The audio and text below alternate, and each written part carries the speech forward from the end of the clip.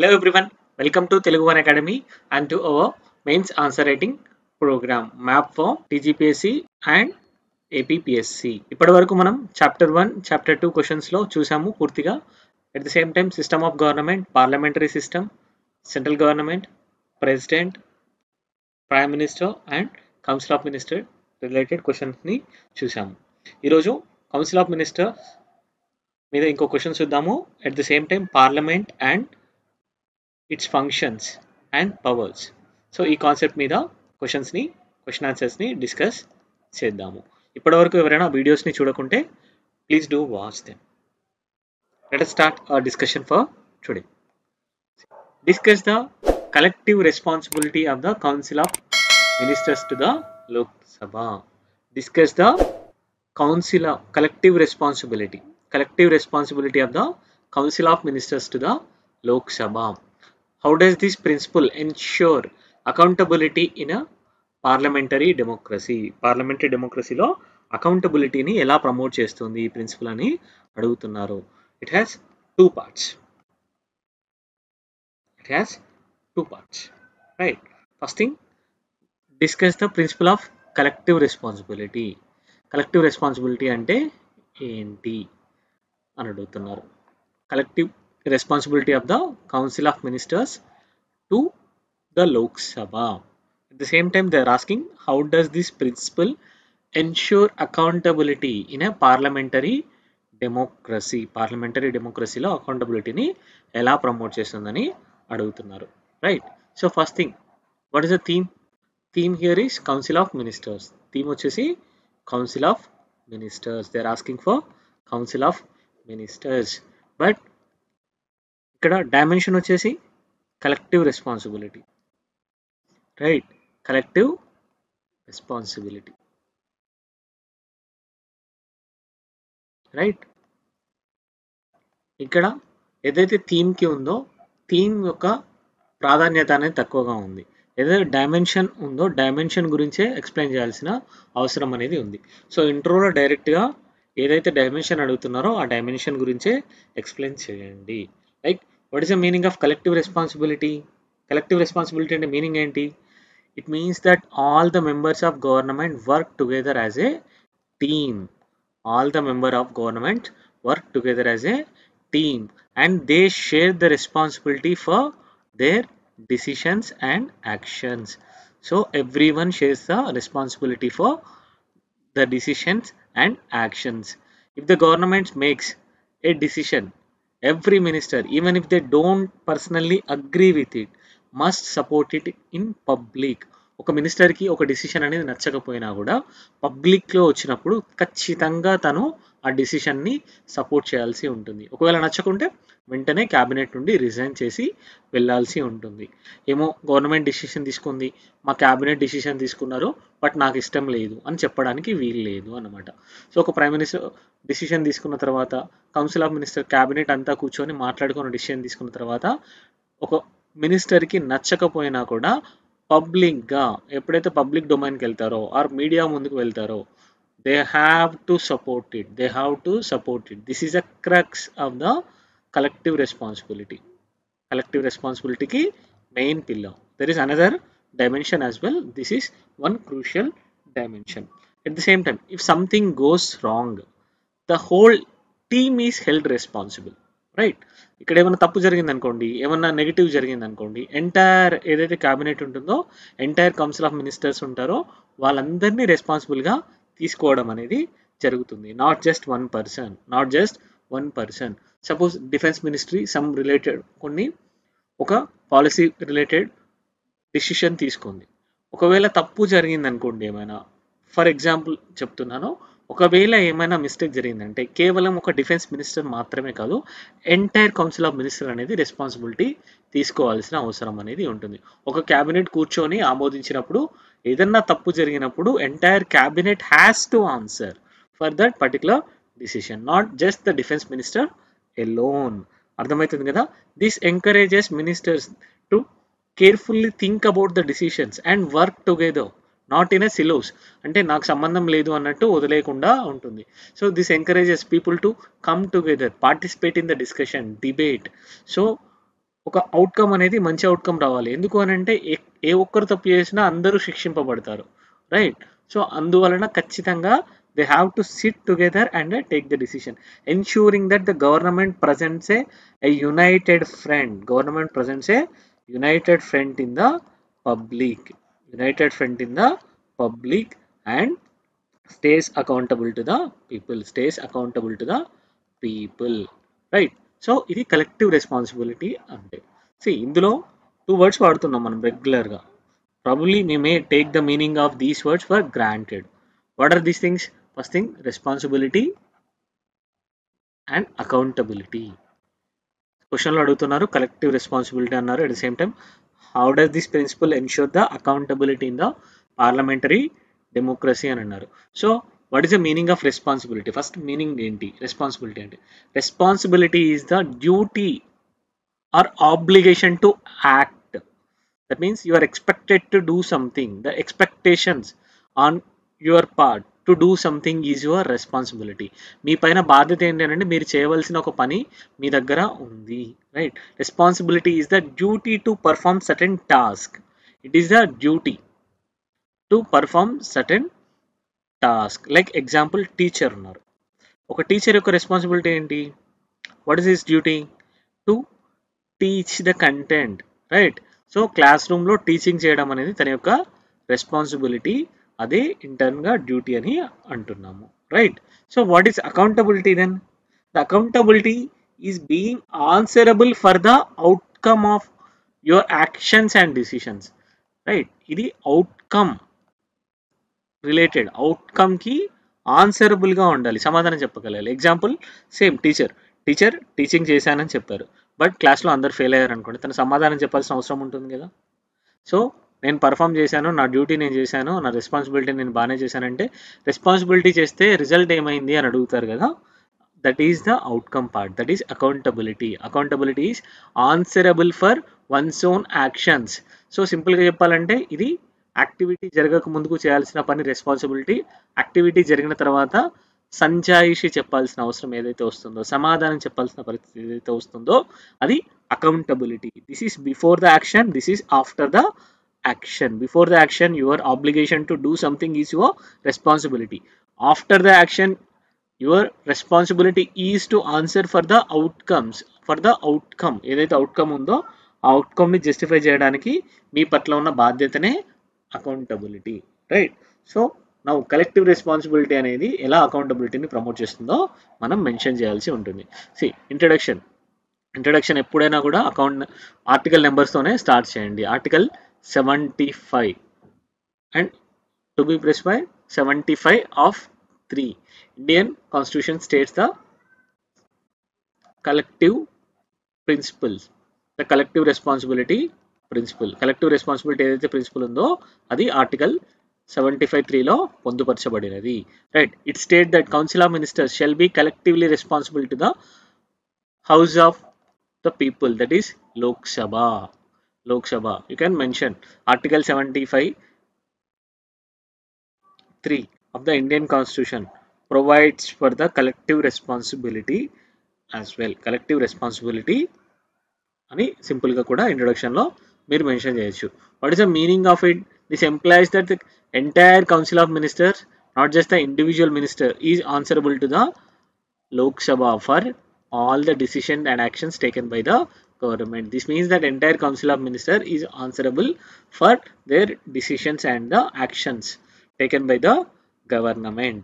If the Lok Sabha passes a vote of no confidence against the council of ministers, the entire government has to resign, including the prime ministers and all other ministers. ఎప్పుడైతే no confidence motion అనేది pass అవుతూ ఉంటుందో, no confidence motion pass అయిన తర్వాత entire council of minister అనే వాళ్ళు resign చేయాల్సి ఉంటుంది. Because they swim and sink together. ఒకరి మీద కౌన్సిల్ ఆఫ్ మినిస్టర్స్లో ఒకరి మీద కాన్ఫిడెన్స్ పోయిందన్నా కూడా అది అందరి మీద కాన్ఫిడెన్స్ పోయినట్టే. ఎందుకంటే ఏ ఒక్కరు పర్సనల్గా డిసిషన్స్ తీసుకోరు, ఎంటైర్ క్యాబినెట్ అంతా కలిసి డిసిషన్ తీసుకుంటుంది. They are only responsible for holding it in a special concern, right? ఎక్స్పర్టీస్గా ఉంచడం కోసం, స్పెషల్గా రివ్యూ చేయడం కోసం, ఒక పర్టికులర్ దాని మీద ఏమంటాము ఒక క్లియర్ ఐడియా మెన్షన్ చేసుకోవడం కోసం మాత్రమే. The that is doesn't mean that entire responsibility అనేది వాళ్ళకే ఇచ్చినట్టు కాదు, right. So it is the council of ministers entire agreement ఏదైతే ఉంటుందో క్యాబినెట్లో ఉన్న అగ్రిమెంట్ ఏంటి అని అంటే everyone has to be responsible for others decisions as well. ఎవరైతే తీసుకున్నారో మిగిలిన వాళ్ళ డిసిషన్స్కి, అందరి డిసిషన్స్కి వాళ్ళు కూడా రెస్పాన్సిబుల్గా ఉండాల్సి వస్తుంది, right. So now we have to see how does this promote the accountability. Collective responsibility ensures the accountability. How does this ensure the accountability? You have to mention it, right. First thing first, unified decision making. Unified decision making అంటే ఏంటి చెప్పాము, అన్ని group decisions అనేవి ఉంటాయని చెప్పాను కదా, ఏ ఒక్కరు కూడా ఇండివిజువల్ డిసిషన్ అనేది తీసుకోరు. The council of ministers makes all the decisions together as a team or a group, right. So even if a minister disagrees with the decision, they must support it, and defend it publicly. Public డొమైన్లో ఖచ్చితంగా defend చేయాలి, దాన్ని support చేయాల్సిన అవసరం ఉంటుంది. ఒకవేళ దాన్ని support చేయలేదు, ఒకవేళ దాన్ని ఆ డిసిషన్ ఏదైతే ఉందో వాళ్ళకి నచ్చట్లేదు అనుకుంటే they have to resign from the cabinet. ఇది మనం చూసాము రీసెంట్గా ఫార్ములాస్ తీసుకొచ్చినప్పుడు. అకాలీదళ్ మినిస్టర్ ఎవరైతే ఉన్నారో అకాలీదళ్ మినిస్టర్ ఎన్డీఏ గవర్నమెంట్లో పార్ట్గా ఉండడం జరిగింది. ఎప్పుడైతే ఆ ఫార్ములాస్ తీసుకొచ్చినప్పుడు వాళ్ళు అపోజ్ చేయడం జరిగింది, ఆ టైంలోనే ఆ మినిస్టర్ రిజైన్ చేయడం అనేది కూడా జరిగింది, right. Because she told that she cannot support these formulas, hence she has resigned from the cabinet as well, right. So ఇది యూనిటీ అనేది ప్రజెంటింగ్ చేస్తూ ఉంటుంది. సో ఈ అప్రోచ్ అనేదే చాలా ఇంపార్టెంట్ ఫర్ పార్లమెంటరీ డెమోక్రసీలో ఇది చాలా చాలా important. This promotes the collectivity and at the same time all the ministers shares the equal responsibility. This means that no single ministers can be blamed alone, encouraging everyone to carefully consider the decision. So unified decision making ద్వారా accountability అనేది promote చేయడం జరుగుతూ ఉంటుంది. At the same time parliamentary control, ఇందాక చెప్పాం కదా, పార్లమెంటరీలో ఒకవేళ no confidence motion pass అయినప్పుడు ఖచ్చితంగా ఎంటైర్ మినిస్ట్రీ అనేది రిజైన్ చేయాల్సి ఉంటుంది. So the monitoring up by parliament, the Lok Sabha keeps the government in check through question hour, debates and motions of no confidence. ఎప్పుడైతే నో కాన్ఫిడెన్స్ మోషన్ పాస్ అవుతుందో entire council of ministers resign చేయాల్సి ఉంటుంది. Because they can remain in power only when they have the confidence of the లోక్సభలో majority ఉన్నప్పుడు మాత్రమే. What is the meaning of confidence here? That is a majority. ఎప్పుడైతే వాళ్ళకి లోక్సభలో majority ఉంటుందో అప్పుడు మాత్రమే they can be in power, right. So it is motivated to ensure the confidence of the Lok Sabha.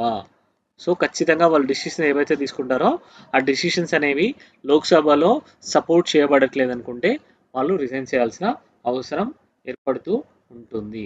So this encourages ministers to take the decisions collectively. Again this encourages the ministers to take the decisions collectively and with due diligence and deliberations. So ఖచ్చితంగా వాళ్ళు ఆ డిసిషన్స్ని ఆలోచించి discuss చేసి తీసుకోవాల్సిన అవసరం అనేది ఉంటుంది. ఎందుకు? Ministers know they must justify their policies to the parliament. This pressure ensures that they work hard to create the policies that are fair, effective and ensure that they can defend them in the parliament. If they cannot defend them in the parliament, they have to resign in the parliament. Thus it promotes the accountability, right. So another thing is crux of it, the accountability in case of a failure. If a particular policy or action of the government fails, the entire council of ministers is held accountable, not just the minister alone, not just the direct minister alone. చెప్పాను కదా, ఎప్పుడైతే ఒక government ఒక decision తీసుకుంటుందో, defence ministry example చెప్పాను. So అలాంటి ఏదైనా జరిగినప్పుడు ఎంటైర్ మినిస్ట్రీ అనేది రిజైన్ చేయాల్సిన అవసరం అనేది ఉంటుంది. If something goes wrong with a government policy, the entire council of minister is held responsible, not just the minister involved in that case. What is this is knowing that whole group will be accountable, ministers are encouraged to discuss and agree on the decisions together before taking the decision. This prevents the solo decisions, right? This prevents the solo decision making. Another thing is it promotes the transparency and accountability. Transparency and accountability. See, all government decisions are examined and debated in the parliament, making this entire process as a transparent, by making them open to the scrutiny of the parliament. At the same time, the opposition and the public can question and challenge the government actions, ensuring that the government stays accountable, because they can ask the questions, they can seek the answers, right?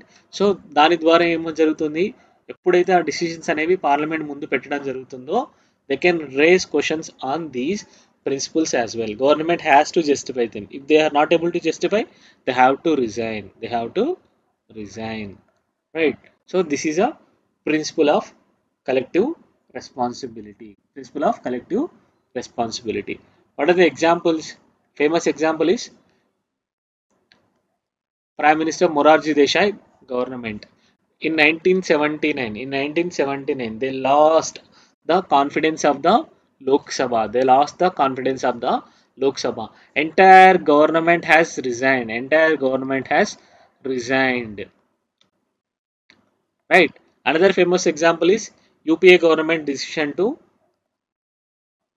take up the Indo-US nuclear deal in 2008. There was CPM party, right? So CPM and CPI, they were in the coalition of UPA 2 as well, but they opposed UPA 1. They opposed this deal, right? So when they opposed, they have withdrawn the support. They are rendered to the coalition. But there are some other parties like SP and other parties. Though they have opposed it internally, they upheld the government's decisions in public లో వాళ్ళు government decision ని support చేయడం జరిగింది. Only internal గా concerns ని raise చేశారు, but as a principle of collective responsibility they have supported the government decision in public లో support చేయడం అనేది జరిగింది, right? So but there are certain challenges to the principle of collective responsibility in India, right? Collective రెస్పాన్సిబిలిటీకి కొన్ని challenges వస్తూ ఉన్నాయి, వాటిని కూడా డిస్కస్ చేద్దాం. While the principle of collective responsibility is the fundamental aspect of the parliamentary democracy, its implementation in India faces several challenges. ఏదైతే ఇది ఉందో ఫండమెంటల్ ఆస్పెక్ట్ అనేది గవర్నమెంట్ పార్లమెంటరీ డెమోక్రసీలో, it is a fundamental aspect, but still its implementation is still having some issues. కొన్ని issues ఏవైతే ఉన్నాయో, challenges ఏవైతే ఉన్నాయో వాటిని డిస్కస్ చేద్దాం. First thing first, coalition politics is the most. Coalition politics అంటే ఏంటి? ఏ సింగిల్ పార్టీకి ఆర్ కొన్ని పార్టీస్ దగ్గరికి వచ్చేసి they form a alliance and they establish the government, right? So different parties వచ్చినప్పుడు వాళ్ళ ఐడియాలజీ అనేది డిఫరెంట్గా ఉంటుంది, right? So not every one may have the same opinion about particular issue or the policy. అందరికీ ఒకే రకమైన opinion అనేది ఉండకపోవచ్చును. ఇట్లాంటి టైంలలో collective responsibility అనే ప్రిన్సిపల్ అనేది ఛాలెంజ్ అనేది జరుగుతూ ఉంటుంది, because there may be conflict within the cabinet, right? So in coalition governments, different political parties often have different beliefs, different goals, so they can create the divisions within the council of ministers, right? So where some ministers may not fully agree with the certain policies, but they have to support them in the public as part of collective responsibility. So it goes against the conscience of particular party, not just the party, even the person. So it goes against the conscience of particular person, right? So it may lead to the weak decision making. These divisions can weaken the unity of the government, right? Policies and decision making, governments policies decisions ఏవైతే ఉన్నాయో వాటిని weaken చేసే అవకాశం అనేది ఉంటుంది. The coalition partners might even threaten to withdraw or, right, ఇట్లాంటి కేసెస్లలో they may threaten to withdraw. UPA 1 కేసులో ఏదైతే సిపిఎం పార్టీ జరిగిందో అలాంటి కేసెస్ అనేది కూడా జరగవచ్చు, రైట్? సో కోలేషన్ పార్టీస్ అనేవి చాలా చాలా ఇంపాక్ట్ని చూపిస్తాయి కలెక్టివ్ రెస్పాన్సిబిలిటీ ప్రిన్సిపల్ మీద, right? Another thing is ministerials autonomy. Ministerial autonomy అని అంటే the ability to take decisions, one's own decisions independently without any external influence. Autonomy అంటే మీనింగ్ ఏంటి? ఒక పర్టికులర్ బాడీ ఎవరైతే ఉన్నారో ఆర్ పర్సన్ ఎవరైతే ఉన్నారో వాళ్ళకి సంబంధించిన డిసిషన్స్ని తానే తీసుకోగలుగుతాడు వితౌట్ ఎనీ ఎక్స్టర్నల్ ఇన్ఫ్లుయెన్స్ వేరే వాళ్ళ ద్వారా ఇన్ఫ్లుయెన్స్ అవ్వకుండా తన డిసిషన్ని తీసుకోవాలి. సో కొంతమంది మినిస్టర్స్ ఎప్పుడైనా కొంతమంది ఉన్నారనుకోండి, వాళ్ళు they may take certain decisions in autonomy manner, right? They may not discuss the decisions fully in the cabinet. అలాంటి టైంలో ఏం జరుగుతుంది? క్యాబినెట్లో ఇన్ డీటెయిల్గా డిస్కషన్ జరగదు, బట్ బయటికి వెళ్ళిన తర్వాత అది తప్పుగా తెలుస్తుంది. ఆ టైంలో entire cabinet has to face the embarrassment, right? So this undermines the principle of collective responsibility as well, right? So అందరూ కలిసి కూర్చొని డిసిషన్ తీసుకోవాలి. బట్ కొంతమంది క్యాబినెట్ మినిస్టర్స్ ఏం చేస్తారు అంటే they take the decision and they just get the approval. Even the ministers, cabinet ministers ఎవరైతే colleagues ఉన్నారో they do not aware of the insights in to the policy making, right? So అలాంటి టైంలో ఏదైతే ఉందో ఈ సిచ్యువేషన్ అనేది జరుగుతూ ఉంటుంది. ఎగ్జాంపుల్ యూపీఏ 2 గవర్నమెంట్ ఉన్నప్పుడు 2G స్పెక్ట్రమ్ లైసెన్స్ ఏవైతే ఉన్నాయో ఆ లైసెన్స్ పాలసీ అనేది ఇన్ డీటెయిల్గా క్యాబినెట్లో డిస్కస్ చేయబడలేదు. ఆ తర్వాత ఇటువంటి కరప్షన్ ఛార్జెస్ అనేది వచ్చాయి. ఎవెన్చువల్గా సుప్రీంకోర్టు అనేది they have set it aside, but there were allegations of corruptions, right? Allegations of corruptions and subsequent weakening of the government standing as well. Government has to face the embarrassment, even the wrath of the Supreme Court in this matter, right? So ministerial autonomy అనేది sometimes it may lead to undermine the collective principles responsibilities, right? So another thing is over centralization of power.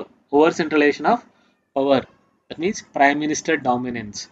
మనకందరికీ తెలుసు, prime minister ఎప్పుడైతే పవర్ఫుల్గా ఉంటారో, prime minister తన పేరు మీదనే elections గెలిచి తన ద్వారానే గవర్నమెంట్ ఫామ్ అయినప్పుడు ఆబ్వియస్లీ ప్రైమ్ మినిస్టర్ చాలా పవర్ఫుల్గా ఉండడం అనేది జరుగుతూ ఉంటుంది. In some cases prime minister May dominate the decision making as well. The decision making కూడా తనే డామినేట్ చేయడం అనేది జరుగుతూ ఉంటుంది. Reducing the inputs from other ministers. See, this can undermine the idea of collective responsibility when the other ministers are not contributing to the decision making, if they are not even sharing the ideas, or if they are not giving the feedback, because the towering personality of the prime minister, it may go against the principle of collective responsibility. Collective responsibility ante em undalani cheppanu, people have to sit together. The people, in the sense, the ministers have to sit together and discuss the policies, and they have to come together for a understanding.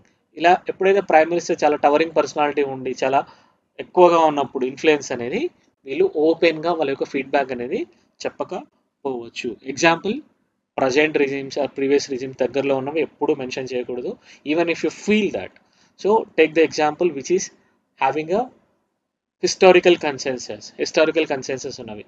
Example, best example for Indira Gandhi is the best example. Indira Gandhi's time lo power was heavily concentrated in the PMO, Prime Minister office ఏదైతే ఉందో prime minister ఆఫీస్లో హెవీగా concentrated అయ్యి ఉండేది. The decision were often taken without consulting the entire council of ministers also. This led to some ministers feeling sidelined or less involved in the decision making as well, right? So PMO చాలా పవర్ఫుల్గా ఉన్నప్పుడు ఇలాంటి situation అనేది కూడా వస్తూ ఉంటుంది. Over centralisation of power. Another thing is public perception and media scrutiny. Public perception and media scrutiny. See, యూజువల్గా ఏం చేస్తారు, అందరు క్యాబినెట్ మినిస్టర్స్ అందరూ కలిసి డిసిషన్స్ని తీసుకుంటారు. But if something goes wrong they ten to blame only the concern minister.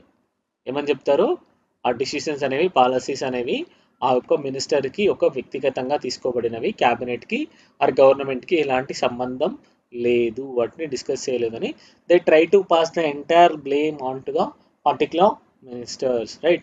In reality, the public media often blames the individual ministers for specific issues, even sometimes the cabinet colleagues as well, right? So ఈ విధంగా కూడా undermine అనేది చేయబడుతుంది. This can distort the principle and focus criticism on single ministers rather than the entire government or entire cabinet for that matter, right? Another thing is judicial interventions.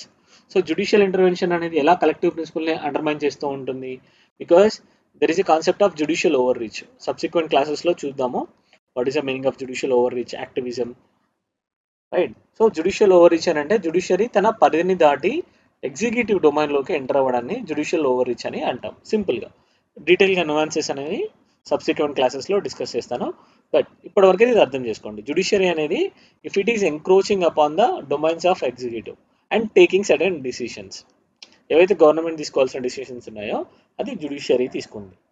Now there is some backlash for particular decision. Now responsibility ఎవరు తీసుకుంటారు?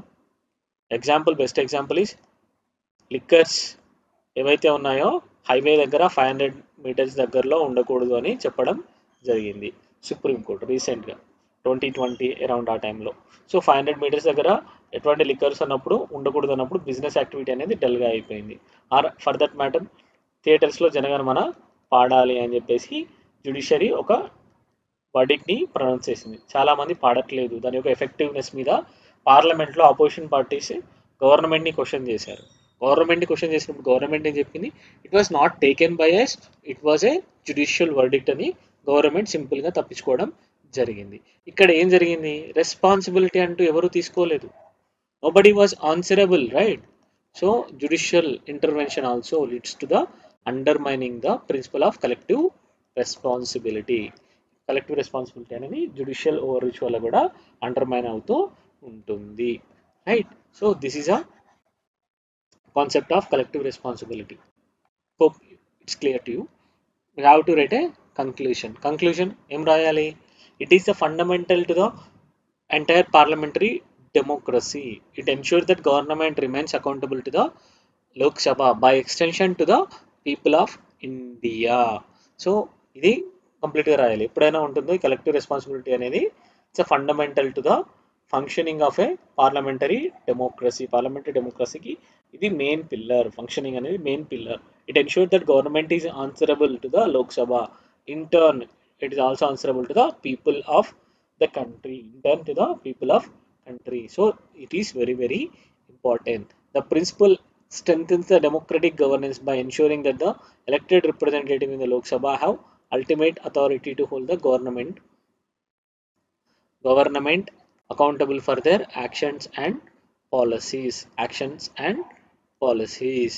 Right? ఏవైతే ఉన్నాయో ఈ policies అన్నింటికి legislative body అనేది ఒక అకౌంటబిలిటీగా hold చేస్తుంది ఎగ్జిక్యూటివ్ని. అది more important, right? So question attempt చేయండి. Very very important. Let us discuss another question. What are the key roles of parliament in a democratic system? How does it ensure government accountability and representation of the people? How does it ensure the government accountability and representation of the people, right? See, parliament yokka role, direct question, very important. Parliament role మీద direct question రాకపోవచ్చు, but diminishing the efficacy of the parliament or efficiency of the parliament, reasons రాయమన్నా కూడా, at the same time measures రాయమని a question అడిగినా కూడా అందులో parliament యొక్క role గురించి మనం మెన్షన్ చేయాల్సి ఉంటుంది. Right? So we need to have a clear idea of the role and responsibility of the parliament. Parliament యొక్క రోల్స్ అండ్ రెస్పాన్సిబిలిటీ గురించి క్లియర్ ఐడియా ఉండడం అనేది చాలా అవసరం. పార్లమెంట్ గురించి ఇంట్రడక్షన్ రాయాలి. See, what is the responsibility of the parliament? Parliament is responsible for law making. But ఇది ఒక రోల్లోగా రాస్తున్నాం కాబట్టి పార్లమెంట్ యొక్క సిగ్నిఫికెన్స్ని ఇంట్రడక్షన్లో రాయండి. సిగ్నిఫికెన్స్ ఏదైతే ఉందో ఆ సిగ్నిఫికెన్స్ని ఇంట్రోలో రాయండి. Parliament is a corner stone of any democratic system playing a vital role in ensuring that government operates transparently and remains accountable to the people it serves. First thing ఏంటి, any democratic సిస్టంలో parliament అనేది corner stone, that is it is the foundation, it is the fundamental aspects of any democratic society playing a vital role in ensuring the government operates transparently. ఎందుకంటే government యొక్క decisions అనేవి ప్రజలకు తెలియజేయాల్సిన అవసరం అనేది ఎవరి మీద ఉంటుంది, ఎలక్టెడ్ రిప్రజెంటేటివ్స్ మీద ఉంటుంది, right. So playing a vital role in ensuring that government operates transparently and remains accountable to the people. So accountability ఏదైతే ఉందో అకౌంటబిలిటీ ఆస్పెక్ట్ కూడా పార్లమెంటే ఎన్ష్యూర్ చేయాల్సిన అవసరం అనేది ఉంటుంది. యాక్చువల్లీ ఈ పాయింట్స్ అనేవి బాడీలో వస్తాయి, but without explicitly stating those we're just giving the reference here, right. It's very important. ఎప్పుడైనా సేమ్ కంటెంట్ని మనం బాడీలో రాయాల్సి వచ్చినప్పుడు ఇంట్రోలో మెన్షన్ చేసామనుకోండి పాయింట్స్ అనేవి మిస్ అవుతూ ఉంటాయి. సో ఎప్పుడైనా ఇంట్రోకి స్పెసిఫిక్గా పాయింట్స్ అనేవి మనం ఇంట్రో పాయింట్స్ అనేవి బాడీలో ఉన్న పాయింట్స్ అనేవి ఇంట్రోలో రాసామనుకోండి మార్క్స్ పడవు, రైట్. సో ఇంట్రో అనేది ఏంటి అంటే it has to set the tone of the answer, it has to set the context of the answer. ఇందులోనే బాడీలో ఏదైతే పాయింట్స్ ఉన్నాయో ఎప్పుడు తీసుకొచ్చి కూడా ఇంట్రోలో రాయకూడదు. Never mention the points that are presented that suppose to be mentioned in the body to the intro. ఎప్పుడు ఇంట్రోలో రాయకూడదు. ఇంట్రో అనేది just it has to set the context. అందుకే ఇంట్రో అనేది ఫిక్స్డ్గా ఉండదు. ఇంట్రో మనం అంటూ ఒక ఫిక్స్డ్ ఇంట్రో అంటే ఏది ఉండదు, ఫిక్స్డ్ ఇంట్రడక్షన్ అంటూ ఏది ఉండదు. ఒక రిలవెంట్ ఇంట్రో ఏదైతే కాంటెక్స్ట్ని టోన్ ఆఫ్ ద ఆన్సర్ని సెట్ చేస్తుందో అది వ్యాలిడ్గా చూడడం జరుగుతూ ఉంటుంది. ఎస్పెషల్ ఇట్లాంటి క్వశ్చన్స్ వచ్చినప్పుడు ఏవైతే బాడీలో రాద్దాం అనుకున్న పాయింట్ ఇంట్రోస్లో రాయకూడదు. Be careful. ఇంట్రోస్లో రాయడం వల్ల ఆ పాయింట్ ఏవైతే ఉన్నాయో పాయింట్స్ మిస్ అయ్యే ఛాన్సెస్ అనేది ఉంటుంది, right. So as the highest deliberative body it maintains the balance of power between the government and the governed ఇక్కడ ఏం రాస్తున్నాం, ఓన్లీ సిగ్నిఫికెన్స్ ఆస్పెక్ట్ మాత్రమే మెన్షన్ చేస్తున్నాము, right. The key roles of the parliament in a democratic systems. What are the key roles? First thing ఇందాకే చెప్పుకున్నాం, law making. Parliament is responsible for creating and passing the laws that govern the country, right. So it creates, it initiates and passes the bills. These bills when they become act, they govern the country, right. So ఏవైతే గవర్నమెంట్లో pass చేయడానికి ఏవైతే government pass చేసిన తర్వాత bills ఉంటాయో ఆ బిల్స్ని pass చేసే responsibility అనేది, లా మేకింగ్ రెస్పాన్సిబిలిటీ అనేది పార్లమెంట్కి ఉంటుంది. It is one of the most important function of the Parliament. Members of Parliament discuss, debate and vote on the proposed bills, right. So ఈ విధంగా లా అనేది చేయడం అనేది జరుగుతూ ఉంటుంది after thorough debates. Another thing is representation, right. See, MPs are elected by the people. They represent the interests of the people in the parliament. MPs are elected by the people. These MPs in turn represents the interest of these people in the parliament, right. So they voice the concerns and needs of the people, right. So MPs voice the concerns, the needs and aspirations of the people in the parliament.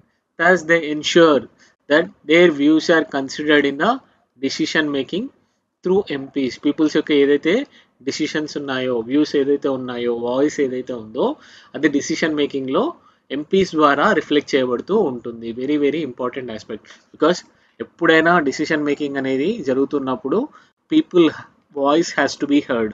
ప్రతి ఒక్కరి యొక్క భాగస్వామ్యం అనేది ఉండాలి. Voice అనేది compulsory ఉండాలి, right? ఎప్పుడైతే their voice is involved in the decision making process, then these decisions will be inclusive. Then these decisions will be inclusive. They reflect the opinion of the masses, opinions of all sections of the society. అప్పుడే ఆ particular decisions ని inclusive అని అనడం జరుగుతూ ఉంటుంది. At the same time they will be fair.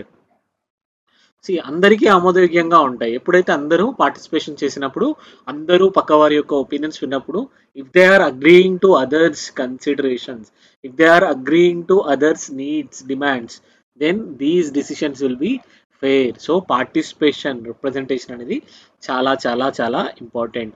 Ambedkar గారు క్లియర్గా ఈ పాయింట్నే ఎంఫసిస్ చేయడం అనేది జరుగుతుంది.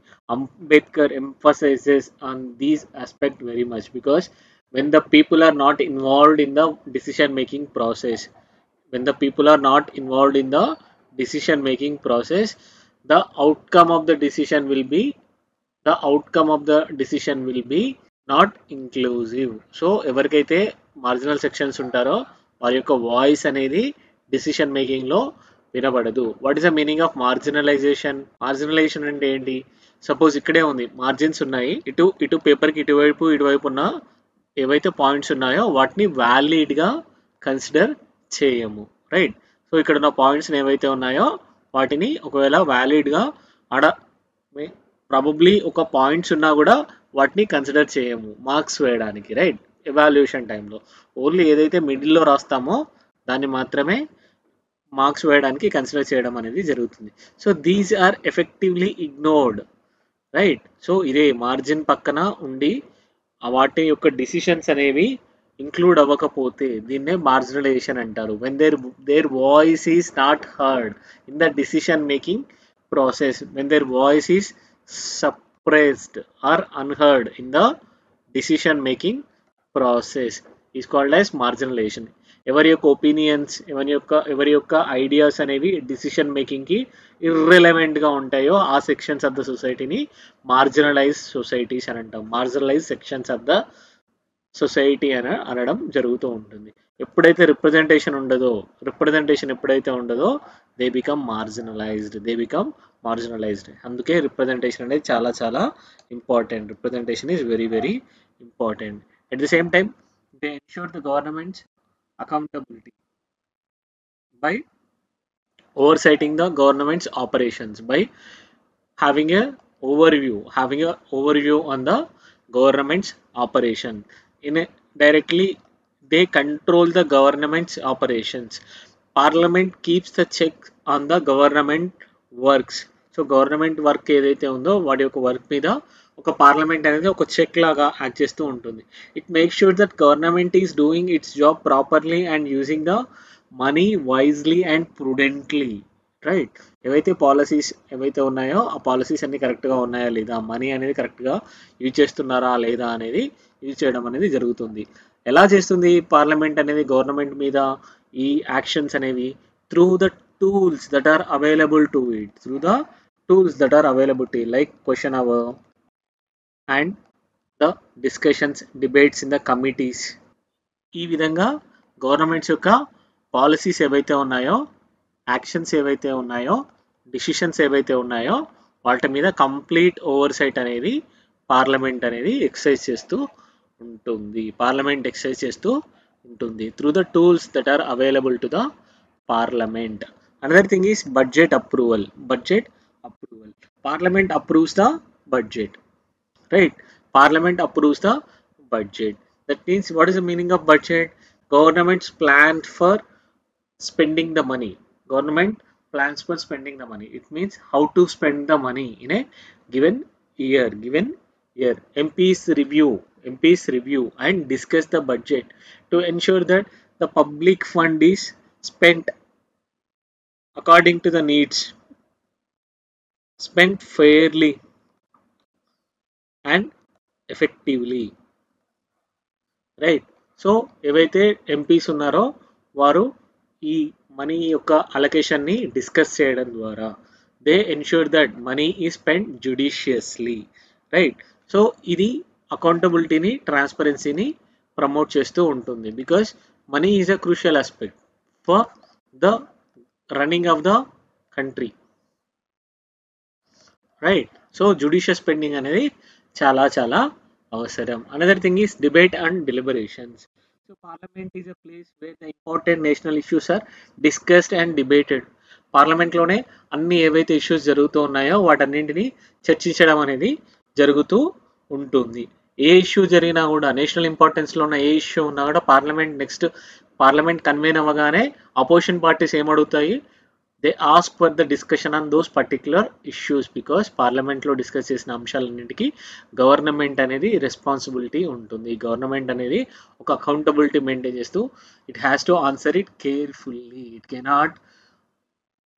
it cannot say that it is responsible for particular actions. So government must own the things. Government should actively answer the questions in the debate. So అందుకోసమే ఎప్పుడైనా opposition parties ఏమడుగుతాయి, ఖచ్చితంగా parliament convene అవ్వగానే ఒక డిబేట్ని, ఒక సెషన్ని అడుగుతూ ఉంటాయి. So this helps in bringing different view points together, allow for the informed decision making on the matters that having effect on the whole country. మొత్తం country మీద ఏవైతే ఇంపాక్ట్ ఉన్నాయో ఆ డిసిషన్స్ అన్నింటినీ తీసుకోవడానికి, అటువంటి డిసిషన్ మీద డిస్కస్ చేయడానికి చాలా యూస్ఫుల్గా అవుతూ ఉంటుంది. See, what is the conclusion? These rules help the parliament to maintain the government accountability, ensure the transparency in the lawmaking, at the same time to represent the interest of all sections of people. Parliament plays a crucial role in ensuring the government accountability and transparency and representation of all sections of the society. Right? Let us start another one. It has been argued that over the years there has been a steady decline in the efficacy of Parliament as an institution of accountability. Analyze. Question lo em cheptunnaru, it has been argued that over the years there has been a steady decline in the efficacy of the Parliament.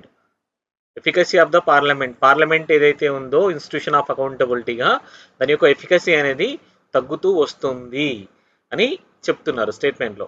They are asking us to analyse the same. Parliament యొక్క roles ఏమేమని చెప్పాను previous క్వశ్చన్లో. Parliament యొక్క role, first thing is to act as a law making entity and to represent the people's will. At the same time, control the government or oversight over government actions, right? Ensuring government's accountability. Another thing is approval of budget related activities. Another thing is debate over important topics. Right? So these are the primary things of the parliament చేయాల్సిన primary పనులు ఇవన్నీ. So ఏం చెప్తున్నారు, there is a steady decline of the parliament as an institution of accountability. ఏదైతే గవర్నమెంట్ని account చేయాల్సిన పని ఏదైతే ఉందో, పార్లమెంట్ చేయాల్సి ఉంటుందో అది స్టడీగా డిక్లైన్ అవుతుంది అని చెప్పడం జరుగుతుంది. దానికి దారి తీసిన పరిస్థితులను చెప్పండి అని అడుగుతున్నారు. రీసెంట్ ఇయర్స్లో పార్లమెంట్ యొక్క ఎఫికసీ అనేది తగ్గుతూ ఉంది. గవర్నమెంట్ని ఎఫెక్టివ్గా అకౌంటబిలిటీని చేయడం లేదు. గవర్నమెంట్స్ యొక్క అకౌంటబిలిటీ అనేది సరిగా జరగడం లేదు. అందుకు దారి తీసిన పరిస్థితులని చెప్పండి అని అడుగుతున్నారు. ఎనలైజ్ అంటే ఏంటి, అన్ని డైమెన్షన్స్ని ఇండివిజువల్గా మెన్షన్ చేయాల్సి ఉంటుంది. కౌంటర్ వ్యూ అనేది అవసరం లేదు. డిస్కస్లో మాత్రమే కౌంటర్ వ్యూ అనేది ప్రజెంట్ చేయాల్సి ఉంటుంది. ఎనలైజ్లో ఒక డైమెన్షన్లోనే డీప్గా వెళ్ళాలి. ఒక dimension in the sense only one side ఏదైతే ఉందో రాయాలి, అందులో కంపార్ట్మెంటలైజ్ చేయాలి. వేరియస్ డైమెన్షన్స్ నుంచి, వేరియస్ యాంగిల్స్ నుంచి మెన్షన్ చేయాల్సిన అవసరం అనేది ఉంటుంది. పార్లమెంట్ యొక్క ఇంపార్టెన్స్ చూసాం కదా ప్రీవియస్ క్వశ్చన్లో, అది ఇంట్రడక్షన్లో కూడా రాయొచ్చు. Right. So intro I'm again writing the same thing. Right. So The Parliament of India, intended to be the epitome of democratic governance and accountability, has witnessed a decline in its effectiveness over the years. మీరు importance of the parliament ని introduction లో కూడా రాయొచ్చు. Previous question లో ఏదైతే introduction చెప్పామో ఆ introduction కూడా రాయొచ్చు. Parliament acts as a cornerstone of the parliamentary democracy where it ensures the transparency and represents the people's will. ఏదైతే ఉందో అదంతా రాయొచ్చు. Plays a crucial role in ensuring the government. But of late there has been a tendency, in declining the efficacy of the activity due to following circumstances. First ఏంటి, మనం ఏదైతే ఉందో ఆ ఏదైతే ఉన్నాయో ఆ పరిస్థితుల గురించి రాయాల్సిన అవసరం అనేది ఉంది. ఎనలైజ్ అని అడిగారు కాబట్టి ఇక్కడ 2 ఆస్పెక్ట్స్ మెన్షన్ చేస్తున్నాం. So first we're explaining, we're saying that there is a decline in the efficacy. మనం దాన్ని సబ్స్టాన్షియేట్ చేయాలి. ఎఫికసీ అనేది, ఎఫిషియన్సీ అనేది తగ్గింది ఏదైతే ఉందో ఆ ఎఫిషియన్సీ ఆర్ ఎఫికసీ తగ్గింది అనే దాన్ని మనం ముందుగా ప్రూవ్ చేయాల్సిన అవసరం అనేది ఉంది. ఎలా ప్రూవ్ చేస్తున్నాము? First thing is reduced parliamentary sittings.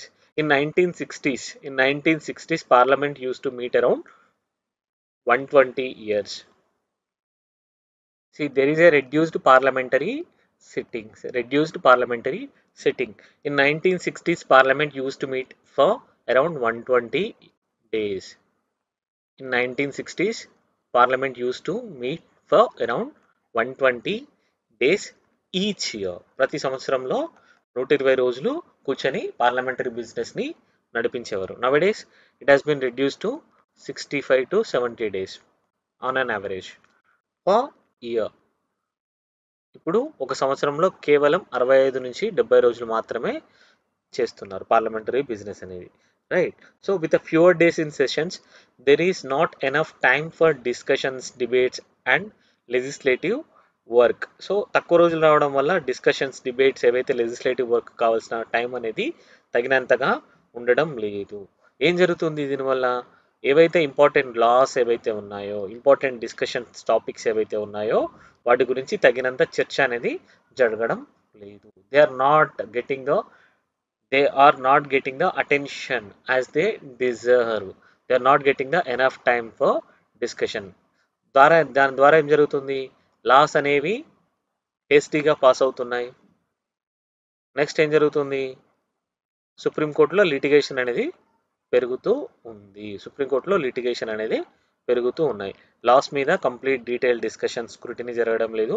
అలా పాస్ అవ్వడం వల్ల there has been increased litigations over the laws that are pass by the parliament. Nowadays వర్చువల్గా ప్రతి ఒక్క లా అనేది పార్లమెంట్లో పాస్ అయిన తర్వాత సుప్రీంకోర్టుకి వెళ్తూనే ఉంది. అందులో ఏవైనా కొన్ని ప్రొవిజన్స్ని ఛాలెంజ్ చేస్తూ అయినా ఆర్ ఎంటైర్ లాని అయినా ఛాలెంజ్ చేస్తూ అయినా సుప్రీంకోర్టుకి వెళ్ళడం జరుగుతూ ఉంటుంది. 2 థింగ్స్ ఉన్నాయి ఇందులో. ఒకటి ఇంక్రీజ్డ్ అవేర్నెస్ అనేది ఒక ఆస్పెక్ట్ ఉంది. ఇంకొకటి ఏంటి అని అంటే లాస్ని హేస్టీగా పాస్ చేయడం వల్ల, తగినంత డిస్కషన్ లేకుండా పాస్ చేయడం వల్ల కూడా ఈ లిటిగేషన్స్ అనేవి పెరిగే ఛాన్సెస్ ఉన్నాయి. So reduced parliamentary sittings. Another thing is frequent disruptions. See, parliament sessions are getting disrupted through protests, walkouts and sloganeering. Slogans చదువుతారు కదా పార్లమెంట్లో, దానివల్ల ప్రొటెస్ట్, వాకౌట్స్, స్లోగన్స్ చదవడం, ఇలాంటి వాటి వల్ల సెషన్స్ అనేవి డిస్టర్బ్ అవుతున్నాయి. ఫస్టే తక్కువ సెషన్స్ అనేవి కండక్ట్ చేస్తున్నారు 65 to 70 days. ఇందులో కూడా మళ్ళీ డిస్టర్ప్షన్స్, రైట్? సో ఏవైతే ఎఫెక్టివ్గా బిజినెస్ జరగాల్సి ఉందో అది జరగడం లేదు. There are frequent disruptions. ఏవైతే పార్లమెంట్ ఉందో, పార్లమెంట్ అనేది పొలిటికల్ ఎజెండాస్ని ఏదైతే ఉన్నాయో వాటిని ఫార్వర్డ్ చేయడానికి ఒక స్పేస్గా మారిపోయింది, రైట్?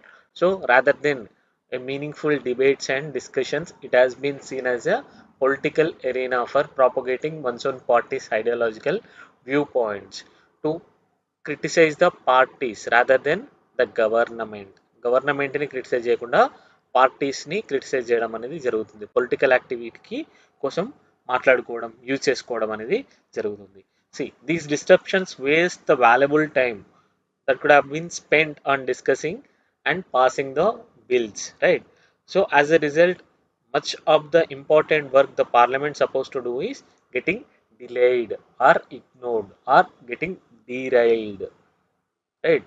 ఏదైతే పార్లమెంట్ చేయాల్సిన వర్క్ ఉందో ఆ పార్లమెంట్ చేయాల్సిన వర్క్ అనేది డీరేల్ అవుతూ ఉంది. ఏదైతే లాస్ మీద స్పెండ్ చేయాల్సిన టైం అనేది ఉందో ఆ టైంని స్పెండ్ చేయకుండా ఇలా ప్రొటెస్ట్ చేయడం అనేది జరుగుతూ ఉంది. ప్రొటెస్ట్ చేయడం అంతలో వేస్ట్ చేయడం అనేది జరుగుతూ ఉంది.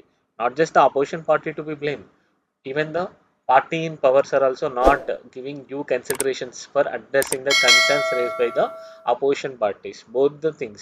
So finally it's leading to the log jams, right. So పార్లమెంట్లో లాగ్ జామ్స్ అనేది జరుగుతూ ఉన్నాయి. కంప్లీట్గా ఎటువంటి బిజినెస్ అనేది జరగడం లేదు. ఒకవేళ బిజినెస్ జరిగినా కూడా దాని యొక్క క్వాలిటీ అనేది చాలా తక్కువగా ఉంటుంది. Another thing is increased use of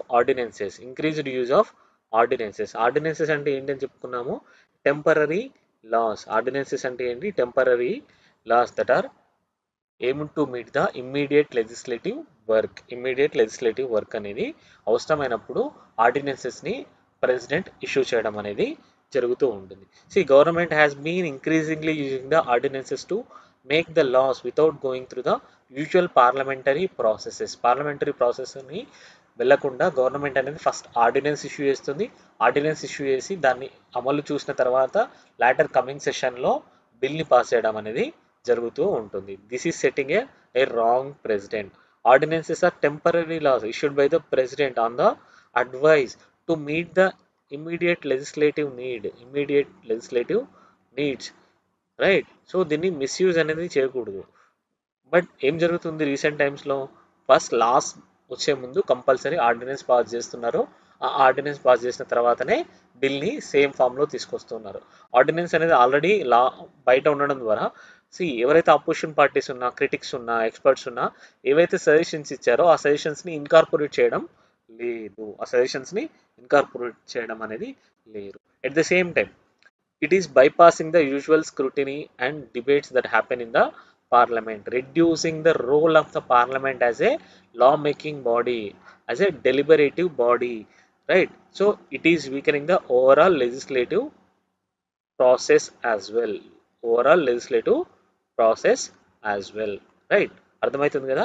increased ordinances వల్ల ఏంటంటే గవర్నమెంట్ ముందు తీసుకురావడం వల్ల దాని మీద డిస్కషన్ అనేది జరగడం లేదు. డిస్కషన్స్ అనేది జరగకపోవడం వల్ల ఏదైతే పార్లమెంట్ యొక్క లా మేకింగ్ యాక్టివిటీ ఉందో అది తగ్గిపోతూ ఉంటుంది. It is undermining the legislative power of the legislative process of the parliament. Another thing is reduce deliberations in the parliament. There is a less time for debate. There is a noticeable decline in the time spent on debating, right. There is a less time that is spent on the debates and discussions that are happening on the issues. ఏవైతే issues బయట జరుగుతున్నాయో ఆ discussions మీద పార్లమెంట్లో discussion అనేది ఫ్రీక్వెంట్గా జరగడం లేదు. Not only on the bills, budget, but ఏ విషయంలో కూడా ఎక్కువగా డిబేట్స్ అనేవి జరగడం లేదు. పార్లమెంట్లో బిల్స్ అనేవి చాలా ఫాస్ట్గా మూవ్ అవుతూ ఉన్నాయి without any sufficient discussions or deliberations. Impact ఏం జరుగుతుంది, this means that laws and policies might be passed without considering the interest, opinions, needs, aspirations of the all sections, all the stakeholders of the concerned bill. So it is coming out to be a poorly thought out legislation, right. So ఎప్పుడైతే అన్ని వర్గాల యొక్క ఒపీనియన్స్ని incorporate చేయకుండా bills pass చేసినట్లయితే కొన్ని వర్గాలకి అన్యాయం జరిగే అవకాశం అనేది ఉంటుంది. అప్పుడు కోర్ట్స్కి వెళ్ళినప్పుడు కోర్ట్స్ మళ్ళీ ఈ లాస్ని రెక్టిఫై చేయండి అనే అవకాశం అనేది ఉంటుంది. కొన్ని ప్రొవిజన్స్ని స్ట్రక్ డౌన్ చేసే అవకాశం అనేది ఉంటుంది, రైట్. సో ఎఫెక్టివ్లీ ఏం జరుగుతుంది, లాస్ అనేవి చాలా డెలిబరేటివ్గా థాట్ ప్రాసెస్ అనేది జరగడం లేదు, డీప్ డిస్కషన్ ద్వారా రావడం లేదు, right. So now we have to mention the reasons for such decline. ఎందుకు ఏం జరుగుతుందో మెన్షన్ చేశాము, ఇప్పుడు రీజన్స్ ఏంటి. పార్లమెంటరీ యొక్క వర్క్ అనేది తగ్గుతుంది అని మెన్షన్ చేసాం, ప్రూవ్ చేసాం పార్లమెంట్ యొక్క వర్క్ ఎలా తగ్గుతుందో. ఇప్పుడు అలా తగ్గడానికి గల కారణాలు ఏంటి అనేది మెన్షన్ చేయాల్సిన అవసరం అనేది ఉంది. First thing is anti defection law. Anti defection law 10th schedule ఏం చెప్తుంది?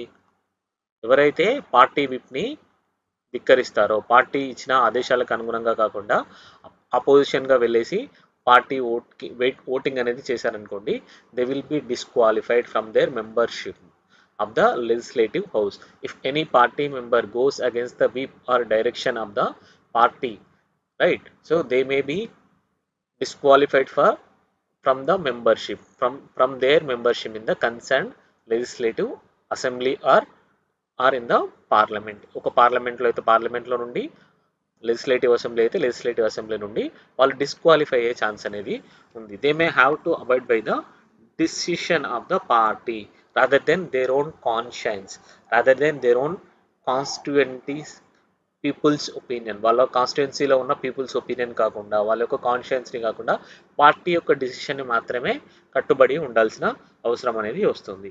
The anti defection law means that MPs must follow their party's instructions on voting. If they don't by any means, they could lose their seat in the parliament. This law discourages MPs from speaking or voting based on their own conscience or opinion or what their people think in their constitutions, right? So instead they have to stick to the party guidelines, party decisions, right? So it is reducing the ability to act independently. It is reducing the ability to act independently. They are strictly acting to the party's opinion to avoid the disqualification. దీనివల్ల ఏం జరుగుతుంది?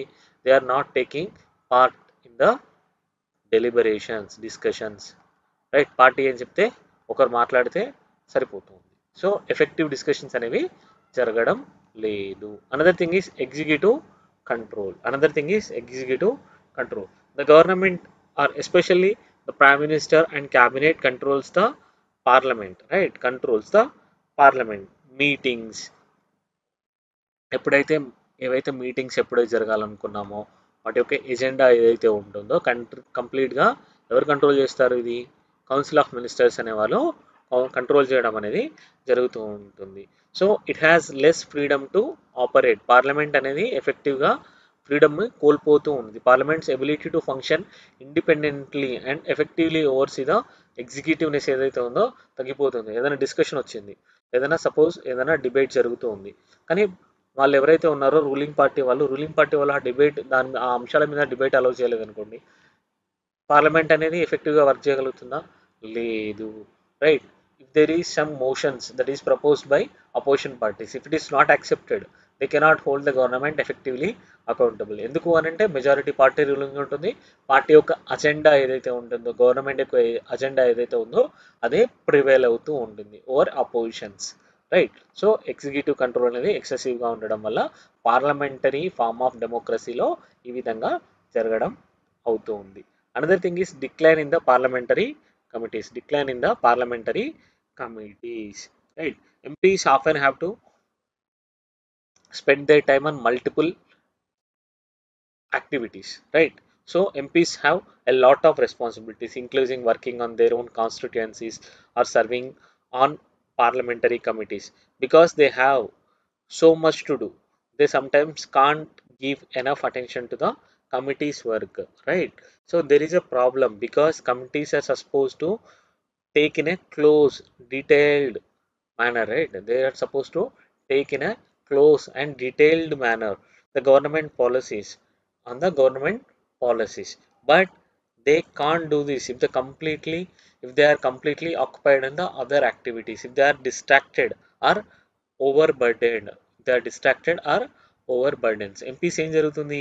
ఎంపీస్కి చాలా works ఉంటున్నాయి, కమిటీస్లో participate చేయాలి, reports ఏమైనా ఉంటే వాటిలో submit చేయాల్సి ఉంటుంది. సో ఈ బ్యాలెన్స్ అనే వర్క్ ఏదైతే ఉందో సరిగా లేకపోవడం వల్ల ఏం జరుగుతుంది? They are not effectively contributing to the committees on which they are part of. ఎందులో అయితే వాళ్ళు పార్టీగా ఉన్నారో దాంట్లో వాళ్ళ యొక్క డ్యూటీస్ని సరిగా చేయలేకపోతున్నారు. తద్వారా ఏం జరుగుతుంది? ఆ ఎఫెక్టివ్నెస్ ఏదైతే కమిటీస్ యొక్క ఎఫెక్టివ్నెస్ ఏదైతే ఉందో అది తగ్గిపోతూ ఉంది. ఉంది. Another thing is erosion of political ethics. Erosion of political ethics. See, politics increasingly influenced by money and criminal activities. Politics are increasingly becoming influenced by money and criminal activities. This led to the ethical behavior, right? So ethical behavior అనేది తగ్గుతూ ఉంది. So when ethics and professionalisms are compromised, the overall functioning of the parliament suffers, making it harder to carry out its own duties effectively and with integrity as well. ఎప్పుడైతే money అనేది వచ్చింది, criminalization of politics అనేది జరుగుతూ ఉందో, ఆ టైంలో ఎవరైతే parliament యొక్క మెయిన్ ఉద్దేశం ఏంటి, అపోజిషన్ పార్టీస్ వాళ్ళు ఉన్నారనుకోండి, గవర్నమెంట్లో ఉన్న వాళ్ళు ఎంపీస్ ఎవరైనా ఆర్ మినిస్టర్స్ ఎవరైనా తప్పు చేసినప్పుడు వాళ్ళని హోల్డ్ చేయాల్సిన అవసరం అనేది ఉంటుంది. But when they are hand in glove, ఎప్పుడైనా వాళ్ళిద్దరి మధ్యలో సయోధ్య ఉందనుకోండి, బయట వీళ్ళకి కావాల్సిన పనులు వాళ్ళు చేసి పెడుతున్నారు, వాళ్ళకి కావాల్సిన పనులు వీళ్ళు చేసి పెడుతున్నారు అనుకోండి, ఆ టైంలో ఏముంటుంది, అంతా కాంప్రమైజ్ అవుతుంది. ఎఫెక్టివ్గా వర్క్ అనేది ఏదైతే ఉందో జరగదు. పార్టీ ఏంటంటే ఏదైతే ఐడియాలజికల్గా ఉంటుందో అలాంటి ఐడియాలజికల్ అనేది కంప్లీట్గా బ్లర్ అయిపోతూ ఉంటాయి. So they do not hold the government effectively, accountability effectively. Another thing is there is a lack of research staff. Research staff అనేది సరిగా లేదు. Many MPs do not have enough research staff to help them understand the complicated issues, right? So without the right support, it's harder for MPs to dive deep into the topics and participate in the debates meaningfully.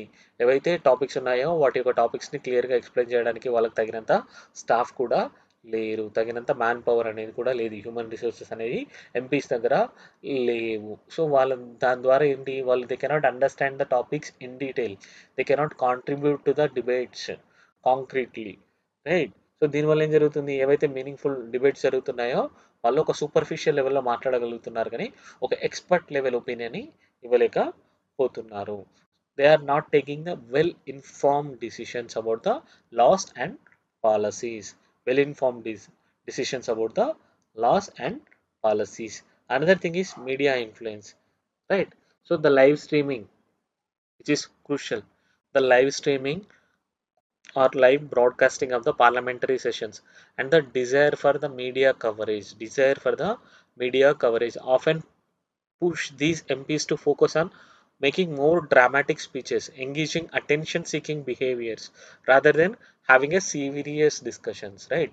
They try to play to the gallery rather than speaking the concerns, right? వాళ్ళ ఒక వాయిస్ని వాళ్ళు ఏదైతే ఉన్నాయో నిజమైన కన్సర్న్స్ని raise చేయకుండా they may only try to impress the audience, they may only try to get the more media attention, right? So this reduces the quality of debates in the parliament.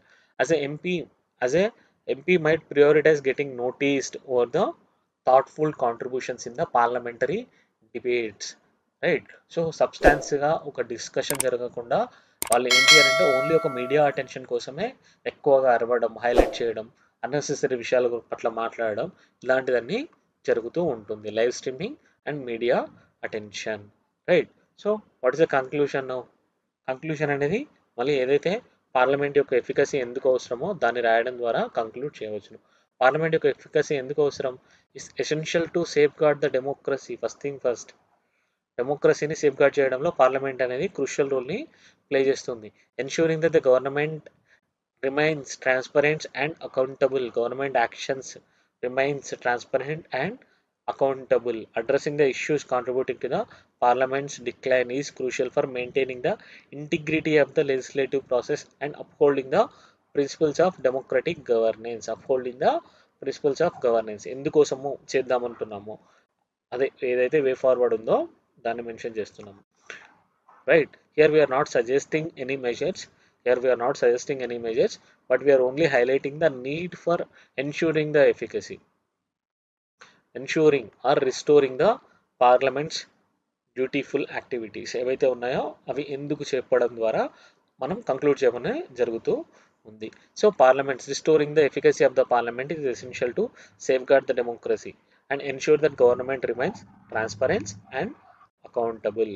At the same time, addressing these issues contributing to the decline is crucial for maintaining the integrity of the legislative process and upholding the principles of democratic governance and upholding the trust of the people, trust of the people in the system. ఏదైతే system మీద people పెట్టుకుంటారో అది చాలా చాలా important trust అనేది. ఎందుకంటే trust deficiency అనేది పెరగకూడదు. Political capital అనేది తగ్గిపోతూ ఉంటుంది. పీపుల్ యొక్క ట్రస్ట్ అనేది గవర్నెన్స్ యాక్టివిటీస్ మీద, లెజిస్లేటివ్ ప్రాసెస్ మీద ఉండడం అనేది చాలా చాలా ఇంపార్టెంట్. సొసైటీ కోహెషన్లో ఉండడానికి చాలా చాలా important.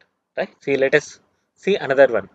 In the light of declining effectiveness of the parliament as an institution of accountability, what measures can be implemented to restore its role and ensure its functions effectively in a democratic system? Previous క్వశ్చన్స్లో ఏం చూసాము, efficacy అనేది తగ్గుతూ వస్తుంది అనేది చూడడం జరిగింది. Parliament యొక్క వర్క్ అనేది ఏదైతే ఉందో అది తగ్గుతూ వస్తుంది, ఎనలైజ్ చేయండి అని చెప్పారు. మనం ఎలా తగ్గిందో చెప్పేసి దానికి కారణంగా రీజన్స్ అనేది మెన్షన్ చేయడం అనేది జరిగింది. In this question they are asking for us to mention the measures to be taken to restore the efficacy of the parliament. Parliament యొక్క ఎఫికసీని రిస్టోర్ చేయడానికి తీసుకోవడానికి గల మెజర్స్ ఏమైతే ఉన్నాయో వాటిని మెన్షన్ చేయమని అడుగుతూ ఉన్నారు. Right. So everything is the same. Parliament's activity first question ఏదైతే ఉందో, తర్వాత reduced efficacy and the measures. ఇవి 3 questions.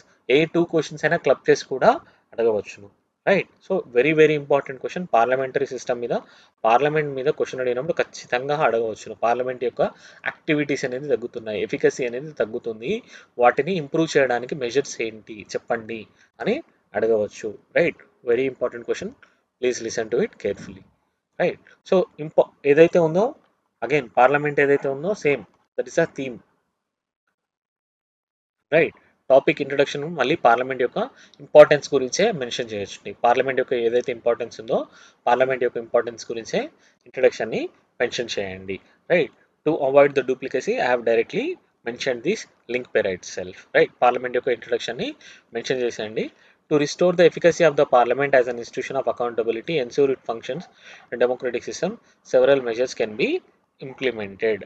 Several measures can be implemented. Parliament యొక్క ఇంట్రడక్షన్ ఏదైతే ఉందో, parliament acts as a cornerstone in the parliamentary form of democracy. It ensures that government acts in a transparent and accountable manner. ఇది introduction ఏదైతే ఉందో first క్వశ్చన్లో చెప్పినట్టు దాన్ని parliament question ఏదైతే ఉందో దాన్ని ఇంట్రడక్షన్ రాసిన తర్వాత లింక్ పేరాగా ఇది రాసేసుకొని వెళ్ళొచ్చు. See, here they are asking for declining effectiveness of the parliament as an institution. So we have to say something about this one. See, previous question లో అదే టాపిక్ కాబట్టి దాన్ని ఇన్ డీటెయిల్ గా discuss చేయడం అనేది జరిగింది. They are asking in light of అని ఎప్పుడు క్వశ్చన్ వచ్చినా కూడా ఏదైతే వాట్ మెజర్స్ తర్వాత ఏది అడుగుతున్నారో దాని గురించే రాయాలి. దీని గురించి జస్ట్ పాసింగ్ స్టేట్మెంట్ మాత్రమే ఉండాలి. Very very important. Right. See, you cannot elaborate again these points because this is a statement they are giving. In light of this statement, mention this. They are asking fully about this one. So you have to mention it like 80% of the answer should cover only these aspects. 20% you have to cover them. You have to mention them in short. Right. So indicators of inefficiency. 16th Lok Sabha worked 40% lower than average of the full term Lok Sabhas and lost 16% of scheduled time to disruptions. నార్మల్గా parliament యొక్క average ఎంతైతే ఉందో average కంటే 16th Lok Sabha 40% తక్కువగా పనిచేసింది. At the same time ఇందులో పనిచేసిన టైంలో 16% ఆఫ్ టైం అనేది డిస్రప్షన్స్కే వెళ్ళిపోయింది. ఏదైతే డిస్రప్షన్స్ అవుతూ ఉన్నాయో పార్లమెంట్లో వాటి వల్లనే 16% ఆఫ్ ద టైం అనేది వెళ్ళిపోయింది. So many high impact bills were passed hastily. చాలా ఇంపార్టెంట్ బిల్స్ అనేవి without any due deliberations, discussions జరగకుండానే పాస్ అవ్వడం అనేది జరిగింది. చాలా వరకు బిల్స్ మీద ఏ డిస్కషన్ డిబేట్ అనేది జరగలేదు. వెంటనే బిల్స్ అనేవి పాస్ అయిపోవడం జరిగింది. Decreasing trend of bills being refer to the committees ఏవైతే ఉన్నాయో, పార్లమెంటరీ కమిటీస్ ఏవైతే ఉన్నాయో ఆ పార్లమెంటరీ కమిటీస్కి ఏదైనా బిల్ ముందు పాస్ అయ్యే ముందు పంపించడం అనేది ఆనవాయితీ. That is a custom to refer any important bill to the committees for detailed scrutiny. But ఇది కూడా జరగడం లేదు. There is a decreasing trend of billing refer to. Bills అనేవి కమిటీస్కి కూడా పంపడం లేదు. అటెండెన్స్ ఆఫ్ ఎంపీస్ యొక్క అటెండెన్స్ అనేది కూడా చాలా వరకు తగ్గిపోతూ ఉంది. Increase use of money bill route అనేది కూడా ఎక్కువగా వస్తూ ఉంది. ఎందుకు మనీ బిల్ అనేది చూద్దాం subsequent క్వశ్చన్స్లో.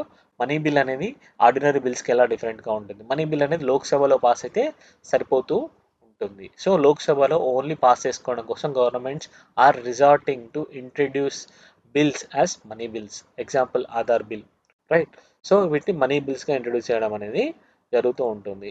So there is a lack of detailed discussions on the union budget. Budget is a very crucial thing. Budget అనేది చాలా చాలా ఇంపార్టెంట్, కానీ బడ్జెట్ మీద కూడా చాలా తక్కువ డిస్కషన్ డిబేట్ అనేది జరుగుతూ ఉంది, right. Now we're coming to the another part. We're mentioning the measures to improve the parliamentary efficacy or efficiency, right. First thing first ఏంటి, ఎక్కువ సిట్టింగ్స్ అనేవి కూర్చోవాలి, రైట్. అది మోస్ట్ ఇంపార్టెంట్ థింగ్. ఏదైతే నెంబర్ ఆఫ్ సిట్టింగ్స్ ఉన్నాయో ఆ సిట్టింగ్స్ని increase చేయాల్సిన అవసరం అనేది ఉంది. Increase the number of sittings.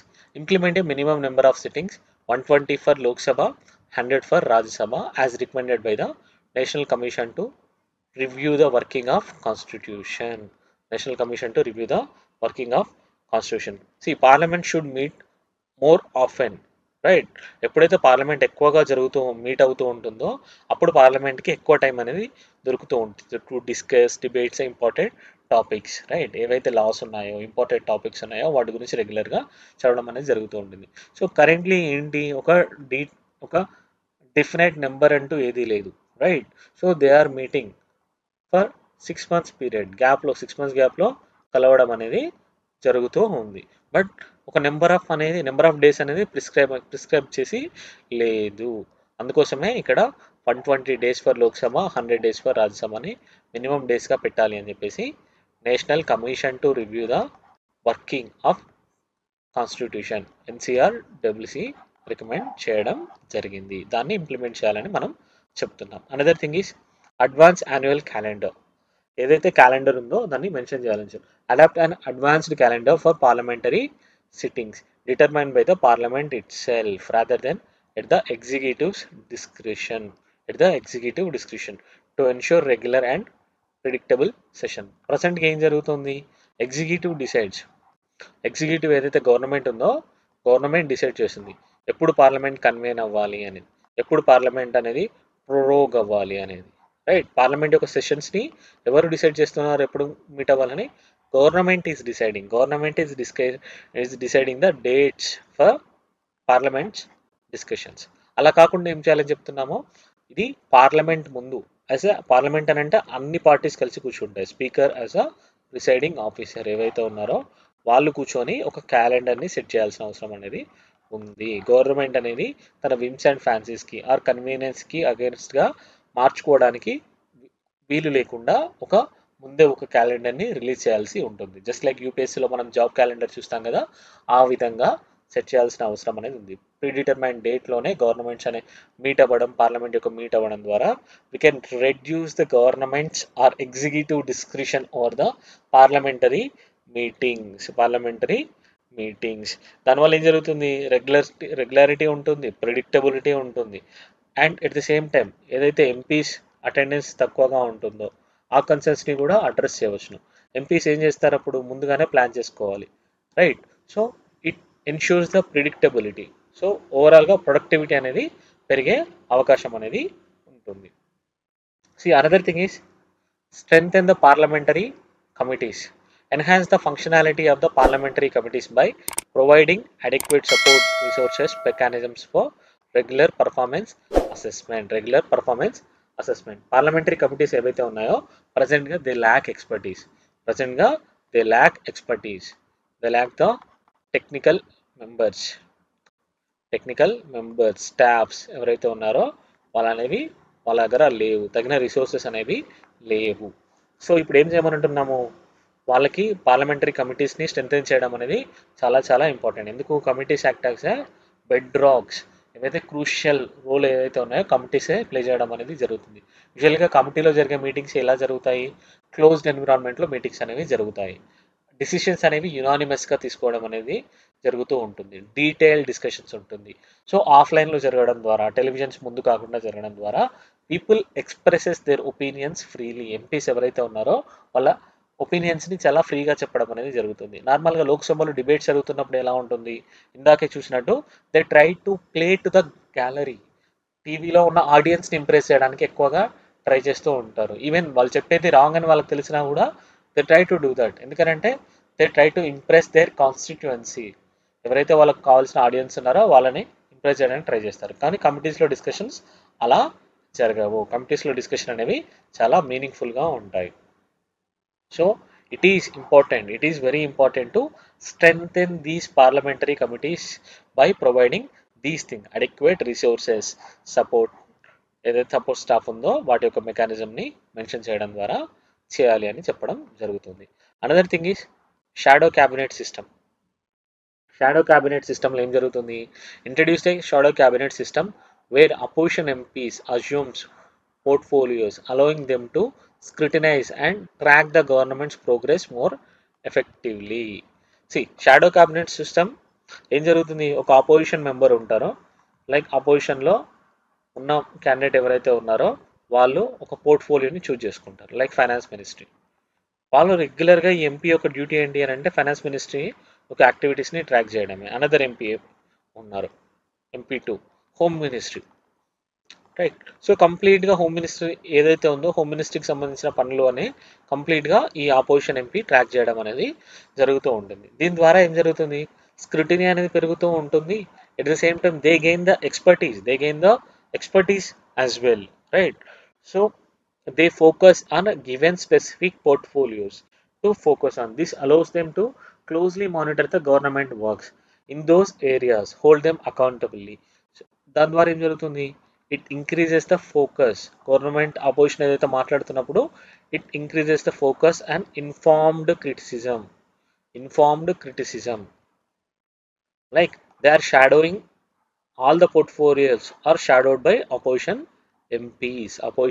MPs. దీనివల్ల ఏం జరుగుతుంది, పార్లమెంటరీ యొక్క ప్రొడక్టివిటీ అనేది పెరుగుతూ ఉంటుంది. పాలసీ క్రిటిసిజమ్స్ ఏవైతే ఉన్నాయో అవి ఎఫెక్టివ్గా మీనింగ్ఫుల్గా జరగడం అనేది జరుగుతూ ఉంది. Another thing is electoral reforms అనేది చాలా చాలా important, right. Implement electoral reforms to address the criminalization of politics, reduce the influence of money power, curb the spread of fake news. ఎప్పుడైతే రిపోర్ట్స్ ఏవైతే ఎలక్షన్స్ ఉన్నాయో ఎలక్షన్స్ని క్లీనప్ చేయడం అనేది parliamentary system strengthen చేయడానికి చాలా ముఖ్యమైన పని. ఎందుకు, పార్లమెంట్ ఇప్పుడు ఏం జరుగుతుంది, క్రిమినలైజేషన్ ఆఫ్ పాలిటిక్స్ జరుగుతూ ఉంది. ఆల్మోస్ట్ క్రిమినల్స్ చాలా వరకు పాలిటిక్స్లో ఎంటరప్ జరుగుతుంది. ఏడిఆర్ రిపోర్ట్స్ ప్రకారం almost 30% of the people have a criminal records over them. Almost MPs ఎవరైతే ఉన్నారో వారి మీద క్రిమినల్ కేసెస్ అనేది ఉండడం జరిగింది, right. So reform should be made to reduce the influence of money and criminal elements in the politics to prevent the spread of the fake news during the election system. Why? It would help in a free and fair election conduct చేయడానికి use అవుతూ ఉంటుంది, right. ఎవరైతే genuine candidates political పొలిటికల్గా జనాలకి serve చేద్దాం అనుకుంటారో వాళ్ళు elect అవ్వడం అనేది జరుగుతూ ఉంటుంది. ఇలాంటి పీపుల్ ఎలక్ట్ అయినప్పుడు ఏం జరుగుతుంది, they can contribute to the discussions, debates ఏవైతే ఉన్నాయో వాటికి కాంట్రిబ్యూట్ చేయడానికి యూజ్ అవుతూ ఉంటుంది. ఒకవేళ క్రిమినల్ రికార్డ్స్ ఉన్న వాళ్ళు ఎంటర్ అయ్యారనుకోండి, they cannot understand anything. First thing వాళ్ళు చెప్పినా కూడా ఏం అర్థం చేసుకోలేరు, వాళ్ళు కాంట్రిబ్యూట్ చేయడానికి ఏమీ ఉండదు. ఒకవేళ ఏమైనా మీనింగ్ఫుల్ లెజిస్లేషన్స్ వస్తే వాటిని కూడా అపోజ్ చేసే ప్రమాదం కూడా ఉంటుంది. They may act as a lobby against the good legislations as well. So ఇలాంటి వాటి ప్రివెంట్ చేయడం కోసం నాలెడ్జ్ని, పార్లమెంటేరియన్స్ యొక్క నాలెడ్జ్ని పెంచడం కోసం క్రిమినల్స్ పాలిటిక్స్లోకి ఎంటర్ అవ్వకుండా చూడాలి. మనీ యొక్క ఇన్ఫ్లుయెన్స్ అనేది ఎలక్షన్స్లో తగ్గాలి, ఫేక్ న్యూస్ యొక్క ఇన్ఫ్లుయెన్స్ అనేది తగ్గాలి. These prevent genuine candidates from entering into the politics. Those who have the real aspirations to serve the people will not come forward, right. So దీనికోసం ఎలక్షన్స్ ప్రాసెస్ని cleanup చేయాల్సిన అవసరం అనేది ఉంది. Another thing is responsible opposition. Right, what is the responsibility meaning? Responsibility meaning అంటే చూసాం, it is our obligation or duty to perform.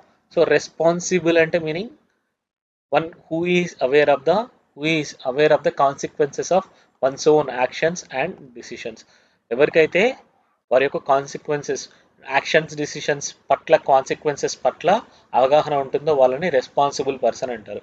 Sometimes we call people as irresponsible. Irresponsible అంటే చేయవలసిన పని చేయకుండా, acted without having awareness over the consequences of one's own actions and decisions.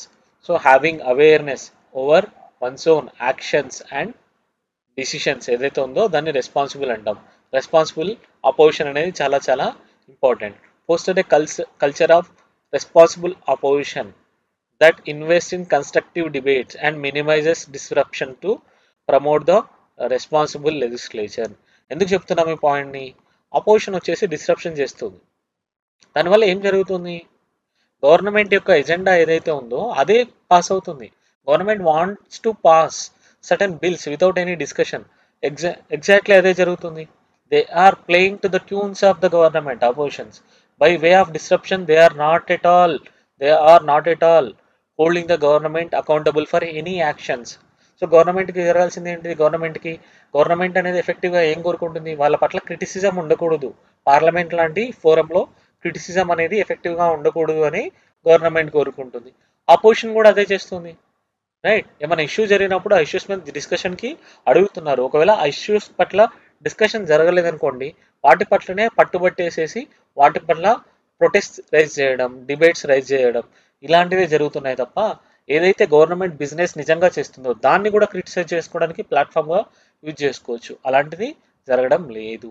ఏవైతే notices ఇస్తారో వాళ్ళు discussion జరగాలని, వాటి పట్లనే డిస్కషన్ జరగాలని పట్టుబట్టి కూర్చోవడం అనేది జరుగుతూ ఉంటుంది. They are not acting in a responsible manner. Right, so they are again indirectly promoting the interest of the government itself in the evading process of accountability. అకౌంటబిలిటీకి రాకుండా ఎలా అవుతుందో అదే జరగడం అనేది జరుగుతూ ఉంటుంది. So culture of responsible opposition అనేది ఒక ప్రమోట్ చేయాల్సిన అవసరం అనేది ఉంది. Right, another thing is judicial review of speakers decisions. Speaker ఏదైతే రోల్ ఉందో చాలా చాలా క్రూషియల్. ఎంటైర్ పార్లమెంట్లో చాలా చాలా క్రూషియల్. రైట్, స్పీకర్ ఏం చేస్తున్నారు? ఇప్పుడు స్పీకర్స్ ఏదైతే ఉన్నాయో స్పీకర్కి ఎనార్మస్ పవర్స్ ఉన్నాయి. సబ్సిక్వెంట్ క్వశ్చన్స్లో చూద్దాం స్పీకర్స్ యొక్క పవర్స్ ఏవైతే ఉన్నాయో అవి అన్ని. సో స్పీకర్స్ తీసుకున్న డిసిషన్స్ అనేది కోర్ట్స్లో డిస్కస్ చేయడానికి కుదరదు. ఓన్లీ యాంటీ డిఫెక్షన్ లా ఏదైతే ఉన్నాయో దాని రిలేటెడ్ మాత్రమే క్వశ్చన్ చేయడం అనేది జరుగుతుంది. స్పీకర్ని సజెస్ట్ చేయడం అనేది జరుగుతూ ఉంటుంది. But anti defection Lalo first ఎవరు deciding authority? Speaker himself or her self.